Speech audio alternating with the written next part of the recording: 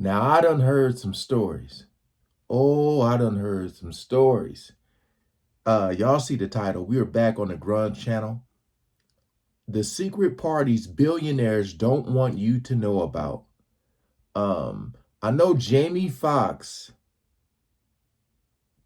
got into the game by throwing parties, but I've heard some stories like people like Diddy and some stuff that be going on in these parties, man. When you make it to Hollywood, oh, all right, we're going to check this out again. Appreciate you guys coming over and watching. Shout out to the Grunge channel. And shout out to all the good humans, man. So we ain't going to waste no more time. Let's jump right into it. Billionaires. They're not just like us. Something happens when you reach a certain level of wealth. The jets become private, the apartments become penthouses, and the parties get real epic real fast. Here are the secret parties billionaires don't want you to know about. In the hanky-panky filled parties of Silicon Valley, dinner comes first, usually prepared by the host to avoid the prying eyes of cooks and cleaners.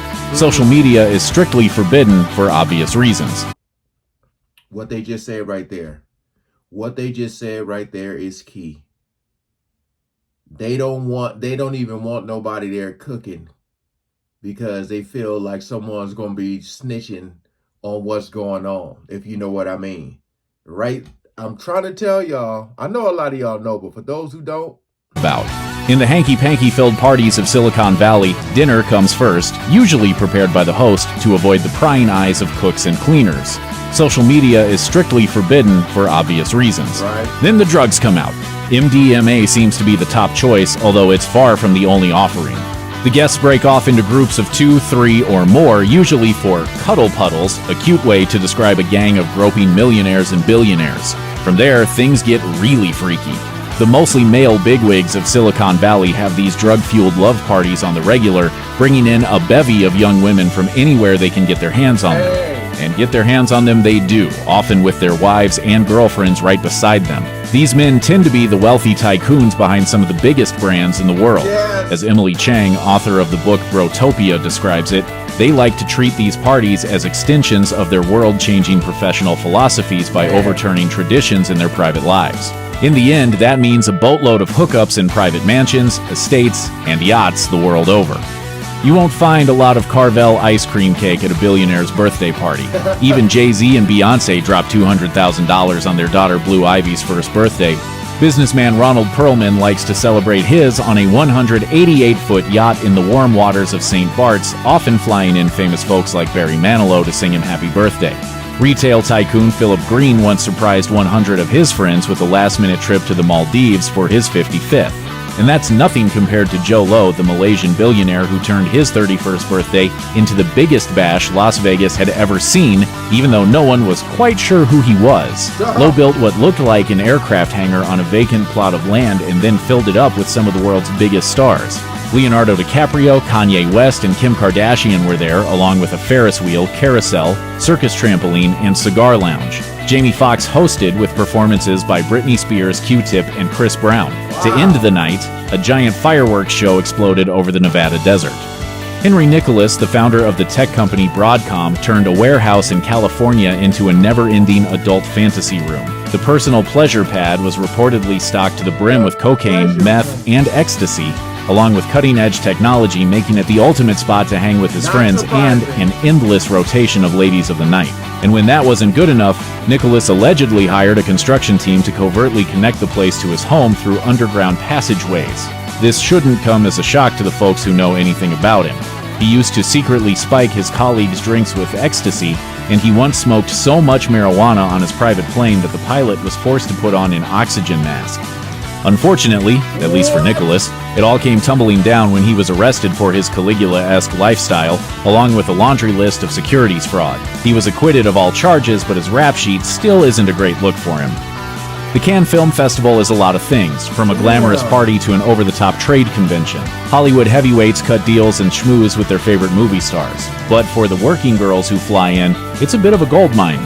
Thousands of women flock to the fest every year, from high-end call girls charging in the thousands to streetwalkers plying their trade for $50.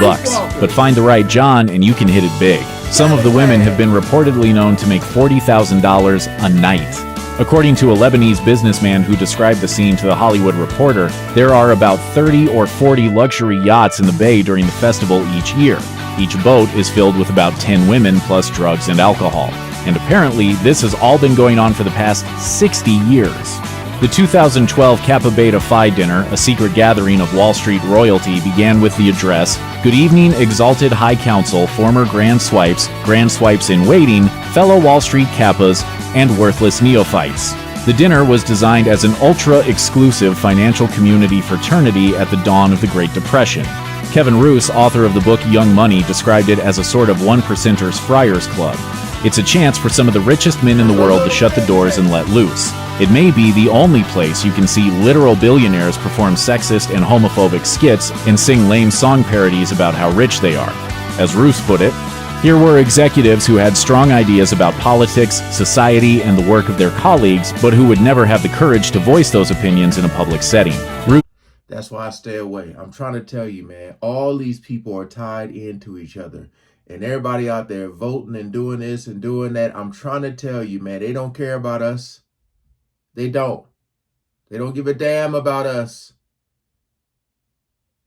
It's all about that mighty dollar. And I know all this stuff is true.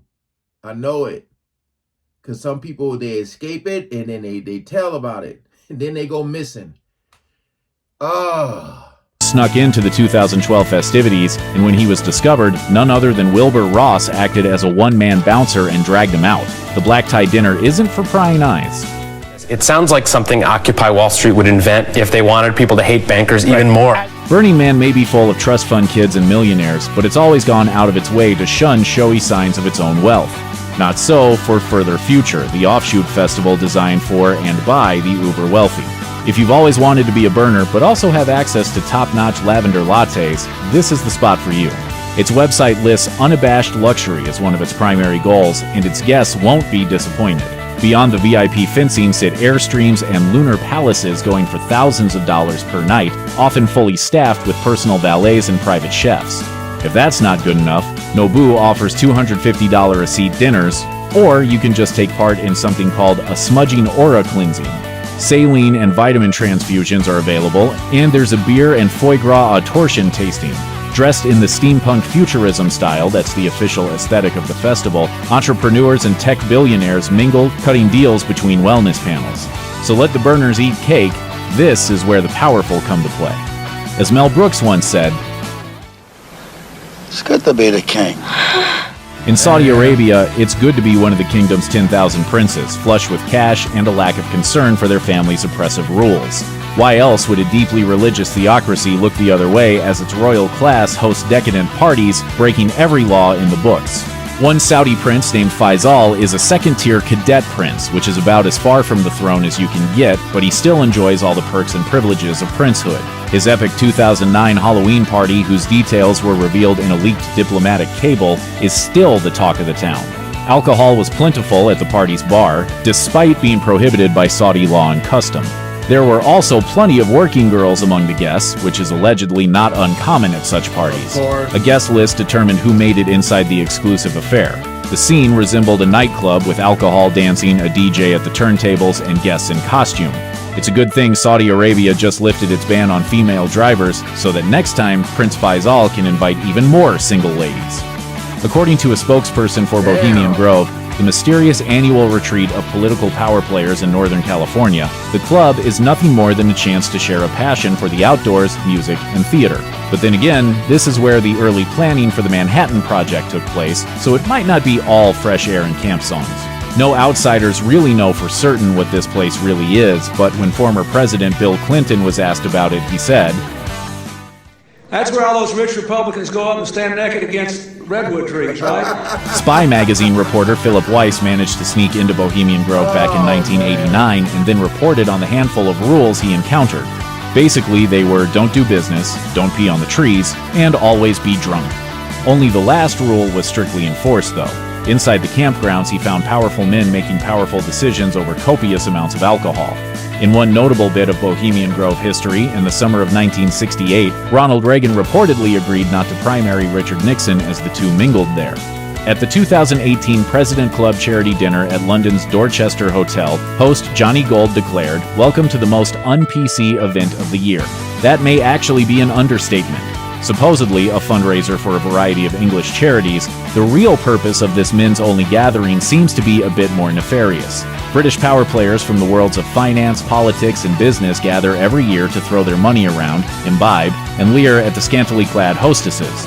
In fact, that last part seems to be the main purpose of the party. Hostesses are hired based on their looks and then ordered to wear black underwear to better match the skimpy outfits they're given upon arrival. Once their phones are confiscated, they're given drinks to loosen them up and then paraded out for the men to gawk at. This was reported by Madison Marriage of the Financial Times, who went to the dinner undercover. Hands are slipped up skirts, bottoms are pinched. Drunken men dive in for kisses and ask women if they're actually sex workers. The bathrooms are even monitored and the women are timed to make sure they don't just go and hide. Keep in mind that this is a charity event with prizes including lunch with former London Mayor Boris Johnson and the proceeds going to places like a prominent children's hospital. In the wake of the Times report, future iterations have been canceled. When you're a billionaire, you don't take no for an answer, especially not when it comes to your wedding. That's how Napster creator Sean Parker found himself among the redwoods of Big Sur, California back in 2013, celebrating the most lavish wedding this country's ever seen. No expense was spared. Over months, crews built an artificial pond, a bridge, rock staircases, fake stone castle ruins, and a 20-foot-tall wrought iron gate with the couple's initials. The costume designer for the Lord of the Rings movies created Tolkien-themed outfits for all 364 guests, including Sean Lennon, Emma Watson, and California Governor Gavin Newsom. Bunnies were handed out to cuddle with. Animal furs were draped on chairs and full beds. Pigs were roasted on a spit, and Sting sang in front of a 9-foot-tall wedding cake. It was said to cost between $5 million and $10 million. But then the bad press set in, and the legal issues started. One website called it an eco-wrecking wedding, and Parker was forced to write an apology. The wedding was hosted at a luxury hotel whose owners had failed to apply for the appropriate permits. Damn. But billionaires don't get in real trouble, not for long at least. Parker paid a fine and agreed to design an app for California as restitution. Check out one of our newest videos right here, plus even more grunge videos about... Look, man. When I be like, do y'all be listening when I be talking? Do you listen? When I be talking about like fame and all that, you know, me, myself, I do not want to be famous. I don't. I do not want to be rich. I do not. No, hell no. Because it comes with a lot. It does.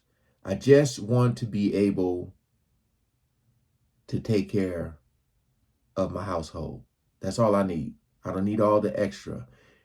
Because everybody be thinking like when you get all this money, all this fame, that's it. Like you don't have to give nothing in return. The stuff that be going on behind the closed doors, that's why I'm telling you, this is a crazy, crazy world. And a lot of the stuff is coming to light. A lot of it is.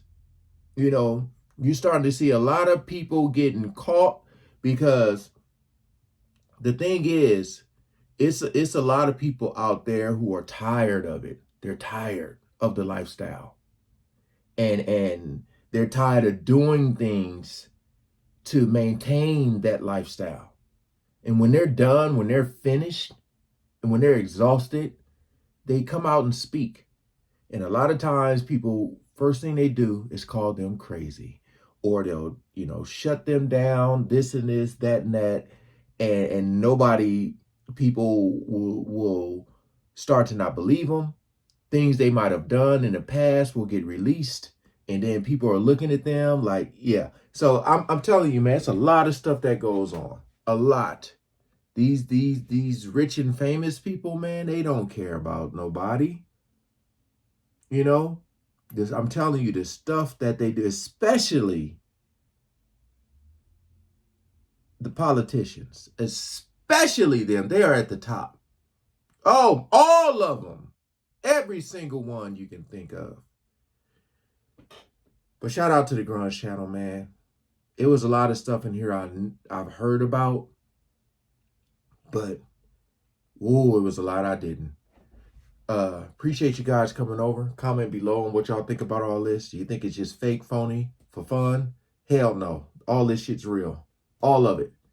Peace out.